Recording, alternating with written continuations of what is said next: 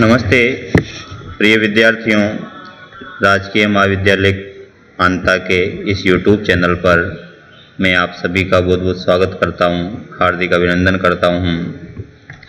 BA second year की इस class में हम पढ़ रहे हैं महाकाव्य। पिछले 3 क्लास में हमने वीर काव्य का टॉपिक कंप्लीट किया है और आज हमारा टॉपिक स्टार्ट हो रहा है महाकाव्य पार्ट 1। महाकाव्य में सर्वप्रथम हम कालिदास के महाकाव्य लेते हैं। महाकवि कालिदास का जीवन परिचय और रचना परिचय पढ़ते हैं। सर्वप्रथम हम प्रारंभ करते हैं कालिदास के जीवन परिचय से और जीवन परिचय में प्रथमतः कालिदास का मूल नाम है बंदर और कालिदास की जाति है मूर्ख ब्राह्मण। ये ब्राह्मण जाति के थे कालिदास और मूर्ख थे। क्यों थे मूर्ख, इसके आगे एक घटना है, उससे इसका प्रमाण मिलता है कि ये मूलतः मूर्ख थे और बाद में भगवती काली की उपासना से, उसके आशीर्वाद से इन्हें ज्ञान प्राप्ति हुई थी। महाकवि कालिदास के निवास स्थान के विषय में यद्यपि भिन्न भिन्न मत प्रचलित हैं, तथापि जो एक सर्वसम्मत मत है उसके अनुसार कालिदास का निवास स्थान उज्जैनी अर्थात उज्जैन माना जाता है। लीलाधर लक्ष्मीधर कल्ला के अनुसार कालिदास का निवास स्थान कश्मीर है, जबकि पीटरसन के अनुसार कालिदास का निवास स्थान विदर्भ है। सर्वसम्मत जो निवास स्थान है उज्जैनी, उसका कारण यह है कि महाकवि कालिदास ने मेघदूत में उज्जैन का भव्य और मनोरम वर्णन किया है। इससे पता चलता है कि उज्जैन कालिदास को अतिशय प्रिय था, इसी कारण उन्होंने उसका इतना सुंदर वर्णन किया। उस उज्जैनी राज्य की राजधानी थी विदिशा। कालिदास की भार्या का नाम था विद्योत्तमा। यदि विद्योत्तमा शब्द की बात करें तो विद्योत्तमा में शब्द में बहुव्रीहि समास है और तत्पुरुष समास भी हैं, 2 अलग अलग पहलुओं से। जैसे विद्या उत्तमा यस्या, जिसकी विद्या उत्तम है, श्रेष्ठ विद्या है, वह कहलाती है विद्योत्तमा। इस विग्रह के अनुसार इसमें बहुव्रीहि समास है। जबकि तत्पुरुष के हिसाब से देखें तो विद्यायाम उत्तमा, जो विद्या में उत्तम है, या उत्तमा च सा विद्या इति विद्योत्तमा, उस हिसाब से इसमें तत्पुरुष समास है। महाकवि कालिदास को ज्ञान प्राप्ति हुई काली की उपासना से। ऐसा कहा जाता है कि विद्योत्तमा द्वारा कालिदास का परित्याग कर देने के अनंतर महाकवि कालिदास ने भगवती काली की उपासना की थी और तभी से इनका नाम कालिदास प्रचलित हुआ। इनके आराध्य देव शिव थे। ज्ञान प्राप्ति के पश्चात जब कालिदास पुनः अपने घर को आए तो दरवाजे पर इन्होंने दरवाज़ा खोलने के लिए अपनी पत्नी को संबोधित किया और कालिदास का जो संबोधन था वो था अनावृत कपाटम द्वारम देहि, अर्थात द्वारम देहि, दरवाज़ा दो, दरवाज़ा उपलब्ध कराओ, अर्थात दरवाज़ा खोलो। लेकिन कैसा दरवाज़ा खोलो? अनावृत कपाटम, ऐसा दरवाज़ा, ऐसा द्वार जिसके कपाट अनावृत हो, खुले हुए हो। आवृत कपाट, इसका अर्थ है बंद कपाट, किवाड़। कपाट का अर्थ है किवाड़। आवृत कपाट, बंद कपाट, बंद किवाड़, और अनावृत कपाट अर्थात खुले हुए किवाड़। तो अनावृत कपाटम द्वारम देहि, अर्थात खुले हुए किवाड़ वाला दरवाज़ा उपलब्ध कराओ, दरवाज़ा खोलो। विद्योत्तमा ने सोचा कि ये तो कोई विद्वान व्यक्ति है, इतनी अच्छी वाणी में बातचीत कर रहा है, संबोधन कर रहा है। तो विद्योत्तमा ने प्रत्युत्तर दिया, अस्ति कश्चित् वाग विशेष, कोई विशेष वाणी वाला विद्वान लगता है।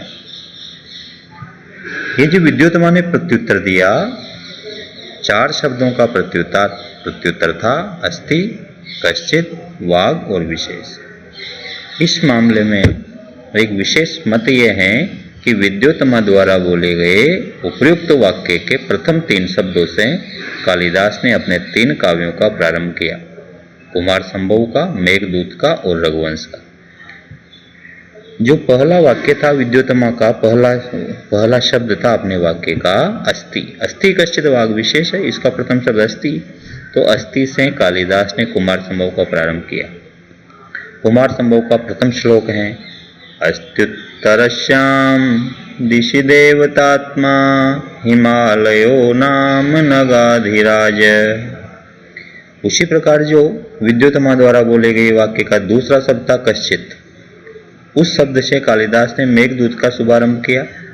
मेघदूत का प्रथम श्लोक है कश्चित कांता विरह गुरुणा स्वाधिकारात् प्रमत्त।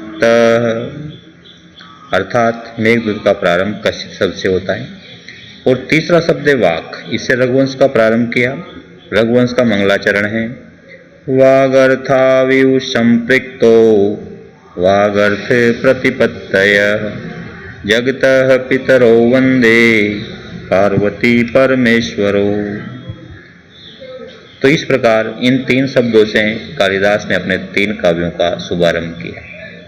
कालिदास को जो उपाधि दी है उत्तरकालीन कवियों द्वारा वो थी दीपशिखा। दीपशिखा का अर्थ है मशाल। किस प्रसंग में उपाधि दी?